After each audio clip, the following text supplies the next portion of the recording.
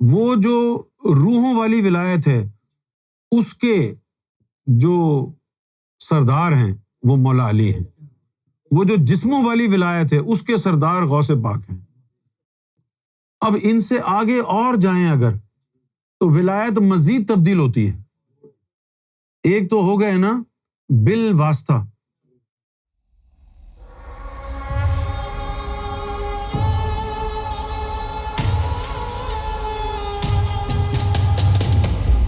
غوث پاک نے فرمایا میرا قدم تمام اولیاء کے کاندھوں پر ہے۔ کیا یہ بات غوث پاک سے پہلے آنے والے ولیوں کے لیے بھی ہے جیسے کہ مولا علی کے لیے بھی ہے؟ نہیں، پہلے والوں کے لیے تو نہیں ہے نا بھائی، جو غوث پاک کے بعد جو ولی آئیں گے۔ اس بات کا مطلب کیا ہے کہ تمام اولیاء اللہ کے کاندھے پر میرا قدم ہے؟ اس بات کا مطلب یہ ہے کہ وہ اپنے شہنشاہ ولایت ہونے کا اعلان کر رہے ہیں کہ ان کے ذریعے ہی ولایت آگے بڑھے گی۔ صحیح ہے؟ تو ان کی اپائنٹمنٹ سے پہلے جو ولی گزر گئے ہیں ان کے اوپر تو نہیں تھا نا، جب ان کو ذمہ داری ملی ہے تبھی رائج العمل ہوگا نا وہ قانون۔ اس کے بعد جب غوث پاک اس میں ذات کی کنجی امام مہدی کو دے دیں گے تو ولایت ختم ہو جائے گی۔ یہ ان لوگوں کے لیے ہے جس کی ولایت سیدنا غوث اعظم رضی اللہ تعالی عنہ سے تعلق رکھتی ہے۔ لیکن اس کے ساتھ ساتھ ایسی بھی ولایت ہے جس کا تعلق مولا علی سے ہے، جو مولا علی کی ولایت پر چل رہے ہیں ان کے اوپر غوث پاک کا قدم نہیں ہے۔ یہ بات تو ہمارے لوگوں نے بھی نہیں سنی، کیونکہ ہم نے کبھی اس کے اوپر تشریح بیان کرنے کی ضرورت محسوس نہیں کی۔ اب کریں گے تو ہو سکتا ہے ان کے ایمان بھی متزلزل ہو جائیں۔ غوث پاک کی جو ولایت تھی وہ ولایت عام تھی، جو مولا علی کی ولایت تھی وہ ولایت خاص تھی۔ ہم نے ایسے ایسے ولیوں کو بھی دیکھا ہے کہ جن کے سامنے آپ یہ کہنے کی جرت بھی نہیں کر سکتے کہ غوث پاک کا قدم سارے ولیوں کے کاندھوں پر ہے۔ وہ کہتے ہیں کہ ہم تو غوث اعظم کو جانتے ہی نہیں۔ اچھا، ایک تو بات آپ لوگوں نے تو صرف عام ولایت کی باتیں سنی ہے نا، اور ڈنکا بھی یہی بجاتے رہے ہیں لوگ کہ بھئی بغداد شہر دے میں ٹکڑے منگساں تے کرسا میرا میرا ہوں، ہے نا۔ لوگوں کو مولا علی کی ولایت کا پتہ نہیں ہے۔ دو طرح کے ولی ہوتے ہیں، ایک تو ہوتے ہیں عارف باللہ اور ایک ہوتے ہیں معارف۔ جو عارف ہوتا ہے اس کا دو طرح کے ولیوں سے تعلق ہوتا ہے۔ عارف کا ایک تو فقر با کرم اور دوسرا فقر با کمالیت، لیکن فقر با کمالیت ظاہری جسم والا، صحیح ہے۔ اور ایک ہوتا ہے معارف، اس کی ولایت کا تعلق روح سے ہوتا ہے یا روح کے جسوں سے ہوتا ہے۔ وہ جو روحوں والی ولایت ہے اس کے جو سردار ہیں وہ مولا علی ہیں، وہ جو جسموں والی ولایت ہے اس کے سردار غوث پاک ہیں۔ سمجھے؟ یہ بات تو کلیئر ہو گئی نا۔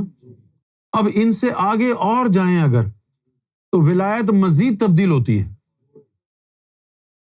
ایک تو ہو گئے نا بالواسطہ، دنیا کے اندر نبیوں کے ذریعے جو ولایت کا نظام قائم ہوا وہ کہلاتا ہے ولایت بالواسطہ، وسیلے واسطے کے ذریعے جو ولایت قائم ہوئی۔ تو یہ جو یہاں ولایت قائم ہوئی عارف والی اور معارف والی، یہ دونوں بالواسطہ ہیں۔ ایک اور بھی ولایت ہے نا، وہ ولایت ہے بلا واسطہ۔ اس میں اللہ تعالیٰ کسی نبی کو بیچ میں نہیں لاتا، جس کو دوست بنانا ہے براہ راست اس کو دوست بناتا ہے۔ نہ اس ولی کو 1,24,000 پیغمبروں کو پتہ، انہیں غوث پاک کا پتہ۔ اب وہ کیسی ولایت ہوگی؟ ہم اسی ولایت کے مدعی ہیں۔ وہ بلا واسطہ ہے، اس میں کسی واسطے کی ضرورت نہیں ہے۔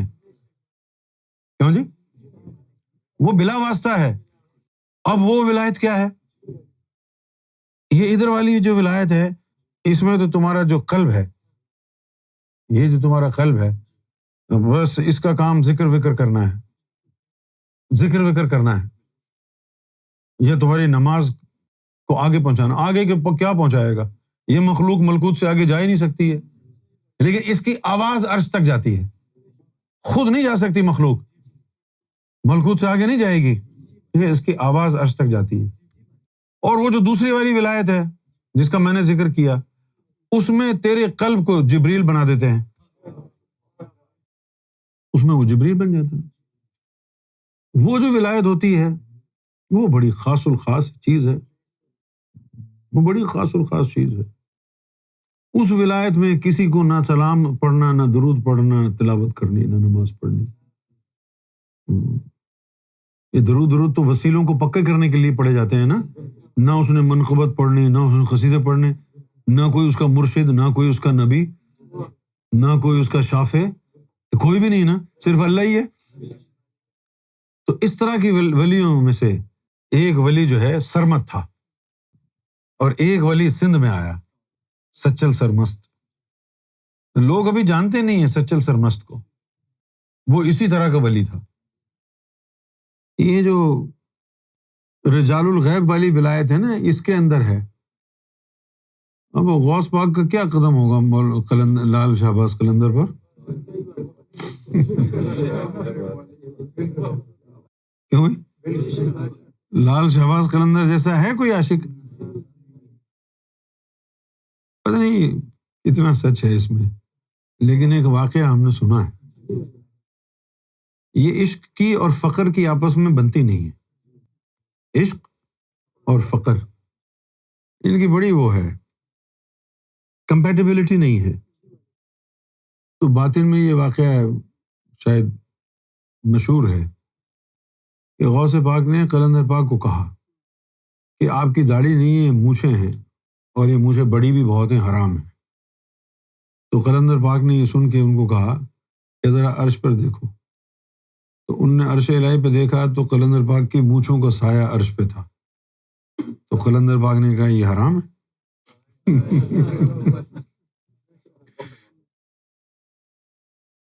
تو وہ غوث پاک کو تھا، کیونکہ وہ غوث اعظم تھے، تو انہوں نے جو ہے قینچی لے کے قلندر پاک کی مونچھوں کا ایک حصہ کاٹ دیا۔